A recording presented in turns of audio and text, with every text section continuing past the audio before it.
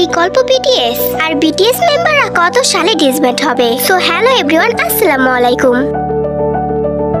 আপনাদের সবাইকে স্বাগতম বিটিএস অফিশিয়াল ওয়ার্ল্ড চ্যানেলে। কিছুদিন যাবত এই খবরটা অনেক বেশি ভাইরাল হয়েছে, যেখানে বলা হচ্ছে কোরিয়ার সরকার নাকি বিকল্প বিটিএস আনবে। তোমরা বিটিএস আর্মিরা এই কথাটা জানো যে কোরিয়াতে প্রাপ্তবয়স্ক হলে তাদেরকে মিলিটারিতে পাঠানো হয়, যেখানে আমাদের বিটিএস অল মেম্বার মিলিটারিতে যোগ দিয়েছে। আর অলরেডি বিটিএস মেম্বারদের বরের সদস্য জিন সামরিক ট্রেনিং নিয়ে ফিরেও এসেছে। কোরিয়ার সরকার বলছে 2027 সালের আগেই এরকম একটা বিটিএস তৈরি করতে।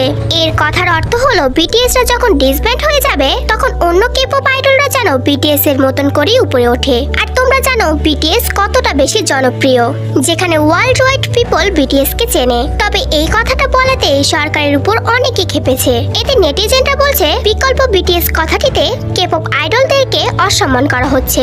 অনেকে তো আবার বলছে হলে হবে অন্য কোনো কেপপ ব্র্যান্ড, কিন্তু বিটিএস আর কখনো হবে না। আবার কিছু পাবলিক বলছে সৃষ্টিকর্তার থেকে অলৌকিক ঘটনা একবারই ঘটে, আর বিটিএসও তেমনই। তোমরা জানো বিটিএসটা কত স্ট্রাগল করে এই পর্যায়ে এসেছে। তাই অনেকের ধারণা বিটিএস এর মতো আর কোনো কেপপ ব্র্যান্ড হবে না, যেটা আমাদের বিটিএস মেম্বার সুগা বলেছিল। সুগা বলেছিল অনেক ব্র্যান্ড হবে, কিন্তু আর কখনো বিটিএস ব্র্যান্ড হবে না। আর তাদের আর্মিরা এখন ঠিক একই কথা বলছে।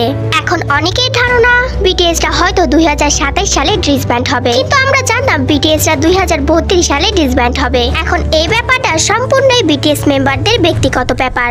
শুধু তাদের কোম্পানি আর তারাই বলতে পারবে কত সালে তারা ডিসব্যান্ড হবে। তো আপনারাও কি অন্য কোনো বিটিএস চান? সেই মতামত কমেন্ট বক্সে জানান। আর বিটিএস সম্পর্কে পরবর্তী আপডেট পেতে আমার চ্যানেলটি সাবস্ক্রাইব করে রাখুন। দেখা হচ্ছে অন্য কোনো ভিডিওতে। আল্লাহ হাফেজ।